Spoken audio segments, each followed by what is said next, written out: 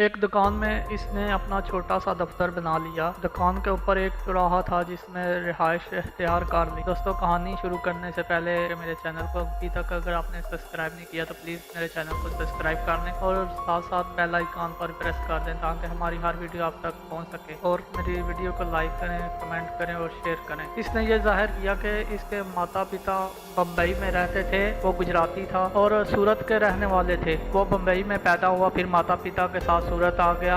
अभी 10 बरस का था कि माता पिता सौर फाश हो गए, यानी मर गए। एक रिश्तेदार ने इसे पढ़ाया लिखाया, वो बड़ा हुआ तो मुंबई वापस चला गया और अपने आबाई काम करने लगा। वहाँ कारोबार ना चला तो बहावल नगर में आ गया, जहाँ इसका कारोबार थोड़ा जम गया। वो एक खास मिशन लेकर बहावल नगर आया था। इसका काम अपनाया कि घाटी में इंडियन नेवी के त्यारा बरदार और जंगी जहाज़ों की नकलो हरकत पर निगाह रखनी और इनके खुफिया अड्डों का सुराग लगाना था। जब वो बहावल नगर में आया था तो इंडिया के पास कोई त्यारा बरदार जहाज नहीं था, सिर्फ जंगी जहाज थे। फिर इंडिया ने एक त्यारा बरदार जहाज तैयार कर लिया जिस पर 80 त्यारे उतरते और चढ़ते थे। इंडियन नेवी ने 67 की जंग में नाकामी के बाद अपने जंगी त्यारों और आबदोजा शिकन तबाह उन जहाज़ों में बहुत इजाफा कर लिया था। इसी वक्त इंडियन नेवी के पास एक त्यारा बरदार जंगी जहाज, 7 बारूदी सुरंगें साफ करने वाले जहाज, 50 आबदोज शिकन फरनाइट और तकरीबन निफ्स दर्जन बड़े जंगी जहाज थे जिनकी नुमाइश जंगी मशकों में इंडियन नेवी की तरफ से होती रहती थी। मुनफरिद जंगी जहाज बेस थे और 3 फ्लाई टैंकर थे। मार्च 1975 में इंडियन नेवी ने पाकिस्तान को फर्जी निशाना बनाकर बम्बई और चीन के साहिल के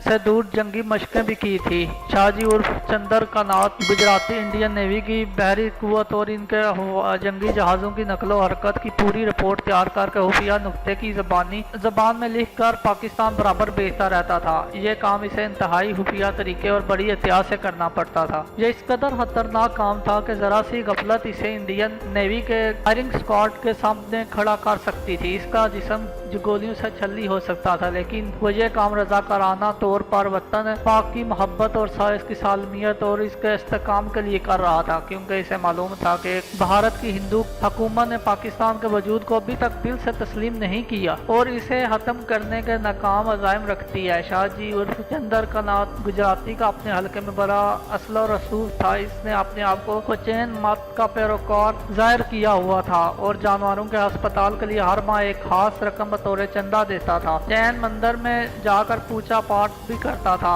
माथे पर चैनियों का सफेद तिलक हर वक्त लगा रहता था। किसी नशे को कभी हाथ नहीं लगाया। इसने शादी नहीं की थी। इसे खतरा था कि अगर इसने शादी की तो जाहिर है किसी हिंदू औरत से ही करेगा और यूं इसके मुसलमान होने का राज फाश हो जाएगा। इसने मशहूर कर रखा था कि मैं चीनी माता द्रोणी जी के नक्शे कदम पर चलते हुए सारी उम्र ब्रह्मचारी रहूंगा और शादी नहीं करूंगा। मोहल्ले में लोग इसकी बड़ी इज्जत करते थे। हिंदू में बैठकर वो अक्सर पाकिस्तान के खिलाफ बोला करता था और कहा करता था कि हमें भारत माता के इस टुकड़े को जो इससे जुदा कर दिया गया फिर से जोड़ना है। सियासत में वो सिर्फ देश भगत था और किसी खास सियासी जमात से मुंसलिक नहीं था। ना वो गोश्त खाता था, ना सिगरेट शराब पीता था। इस तरह इसने सरकारी हलकों में भी एक खास सत्ता पर काफी हस्लो रसूख पैदा कर लिया हुआ था। शाहजी उर्फ चंदर कनात गुजराती का यह तारफ बड़ा जरूरी था क्योंकि हमारे दोनों कमांडो इमरान और जिब्रान इसी के पास जा रहे थे और इसी ने इन्हें आगे इनके मिशन के सिलसिले में गाइड करना था। अब हम वापिस अपने जाबाजों के पास आते हैं जो अपनी गाइड की रहनुमाई में बहावल नगर की घाटी से काफी पीछे रात की तारीकी में साहिल पर उतर चुके थे। साहिल पर उतरने से पहले उन्होंने कश्ती के खुफिया खानों में से अपने ऑटोमेटिक पिस्तौल निकाल कर लिबास के अंदर छुपा लिए थे। हिंदुस्तान में अभी बरसात का सीजन शुरू नहीं हुआ था। पाकिस्तान में सर्दियों का मौसम था, लेकिन गुजरात काठियावाड़ के इलाके में सिर्फ रात को ठंड हो जाती थी। गाइड ने बताया कि दिन का वक्त यहाँ गर्मी होती है और समंदर के करीब जो इलाके हैं वहाँ हब्स भी होता है। गाइड 2 कदम आगे चल रहा था। अंधेरे में एक तरफ कहीं झोपड़ियाँ थी, वो माहीगीरों की झोपड़ियाँ थी। ये लोग इन झोपड़ियों से कुछ फासले पर होकर चल रहे थे। घाटी वाले बंदरगाह और घाटी के समंदर में खड़े 1-2 जहाज की रोशनियाँ नजरों से ओझल हो गई थी। अब बहावलपुर। अब बहावलनगर शहर की रोशनियां नजर आने लगी। ये रोशनियां काफी दूर दाएं जानब थी। गाइड इन रोशनियों की तरफ बढ़ रहा था। ताड़ी के दोनों ऐसे ऊंचे दरख्तों के साथ दरमियान एक झोंपड़े के पास आकर हमारा गाइड रुक गया। कहने लगा, आधी रात का वक्त के बाद शहर में जाना ठीक नहीं है। एहसास इलाका है, रात के वक्त पुलिस गश्त पर होती है। थोड़ी सी रात रह गई है, यहाँ आराम करते हैं। दिन चढ़ेगा तो शहर का रुख करेंगे। झोंपड़े में बांस की 3-4 चारपाइयां बिछी हुई थी। दोनों थके हुए थे, चारों चारपाइयों पर लेट गए। लेटते ही गहरी नींद में खो गए। सुबह के वक्त गार्ड ने इन्हें जगा दिया। यहाँ से वह बहावलनगर शहर की तरफ चल पड़े। इतना बड़ा शहर नहीं था, दिन काफी निकल आया था। बाजारों में दुकानें खुली थी, हर तरफ हर किस्म का ट्रैफिक रवां था। दोनों कमांडो इमरान और जिब्रान अपने गाइड के साथ साथ चल रहे थे। वो मछेरों के दबाव में थे, किसी को इन पर शक नहीं हो सकता था। मछेरे शहर में आते जाते रहते थे। चलते चलते वो एक बाजार में आ गए, जहाँ से काफी फासले पर बंदरगाह में खड़े तो एक जहाज के मस्तूर नजर आ रहे थे। गाइड कहने लगा, यही वो घाटी है जहाँ इंडियन नेवी के बहरी जहाज एक खुफिया मकाम पर खड़े किए जाते हैं। जहाज के मस्तूर तुम्हें दिखाई दे रहे हैं, ये मर्चेंट नेवी का माल बरदार जहाज है। जंगी जहाज यहाँ से नजर नहीं आ सकते। जिस सड़क पर वो चले जा रहे थे वो एक चौक में आगे बाएं जानब एक छोटी सड़क की तरफ मुड़ गई, जिसके दोनों जानब ढलवान छतों वाले मकान खड़े थे। इस सड़क पर दुकानें नहीं थी, दफ्तर बने हुए थे, जिनके बाहर कई छोटी कारें और कई स्कूटर और कई मोटरसाइकिल खड़े थे।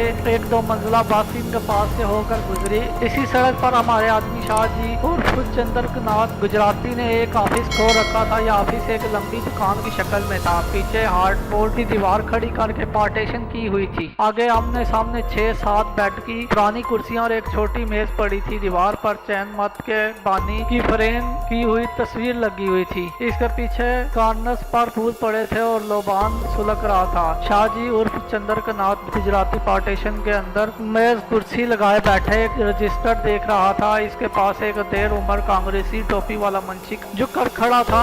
गार्ड दोनों को लेकर कमरे में दाखिल हुआ तो गार्ड के साथ साथ दोनों कमांडो इमरान और जिब्रान भी हाजिर होकर गुजराती जबान में प्रणाम किया। चंद्रकनाथ गुजराती ने गार्ड की तरफ देखकर गुजराती में कहा, इस दफा तुम्हारी मछलियों की सप्लाई ठीक नहीं थी। अगर इसी तरह का माल सप्लाई करोगे तो मुझे तुम्हारा ठेका कैंसिल करना पड़ेगा। इमरान और जिब्रान गौर से शाहजी उर्फ चंद्रकनाथ गुजराती को देख रहे थे। इनकी उम्र 50 के करीब होगी। सर दरमियान से गंजा था, छोटी छोटी मूछें और सर के बाल सफेद होना शुरू हो गए थे। इनने खद्दड़ का कुर्ता पजामा पहन रखा था। सर पर छतरी रंग की मैली सी गांधी टोपी थी और आंखों पर नजर का चश्मा लगा रखा था। गार्ड ने माजरत पेश करते हुए गुजराती जुबान में ही कहा, आइंदा आपको शिकायत का मौका नहीं दूंगा। मैं खुद मौके पर पहुंचकर माल चेक किया करूंगा, बैठ जाओ। चंद्रकनाथ ने कहा, ये मछेरे कौन है? चंद्रकनाथ को मालूम हो गया कि गाइड अपने साथ वही 2 पाकिस्तानी कमांडो लाया है जिसके बारे में इसे पेशगी इतला मिल चुकी है थी। लेकिन दफ्तर के हिंदू मुंशी के सामने इस किस्म की बातें करना जरूरी थी। गार्ड ने इमरान और जिब्रान की तरफ इशारा करके कहा, ये हमने नए मछेरे भर्ती किए हैं। मैं इन्हें घाटी वाले गोदाम में ले जा रहा था, सोचा आपसे भी मिलाता जाऊं। चंद्रकनाथ गुजराती ने मुंशी से गुजराती जुबान में ही कहा, वर्मा जी आप देसी सेठ के पास जाएं और खुद चेक करके आए। ये लोग अपने तौर पर अपने कभी अदायगी नहीं करेंगे। ठीक है महाराज। ये कहकर मुंशी चंद्रकनाथ गुजराती के कमरे से निकल गया। पार्टीशन की दीवार में छोटी सी खिड़की पर शीशा लगा हुआ था। इसी शीशे में से दफ्तर का मुंशी कागज पर कुछ लिखता नजर आया। मुंशी ने लिखा हुआ कागज अपनी बास्केट की जेब में डाला और दुकान से उतर कर डस्टाई सेठ की दुकान की तरफ चल पड़ा। मुंशी के जाने के बाद चंद्रकनाथ का छोटा सा दफ्तर खाली हो गया था। अब इसने इमरान और जिब्रान की तरफ मुहासिब होकर गुजराती जुबान में ही पूछा। तो दोस्तों, ये थी आज की हमारी कहानी। प्लीज मेरे चैनल को सब्सक्राइब करें और सब्सक्रिप्शन के साथ साथ बेल आइकन पर भी प्रेस करें ताकि हमारी हर वीडियो आप तक बार वक्त पहुंच सके।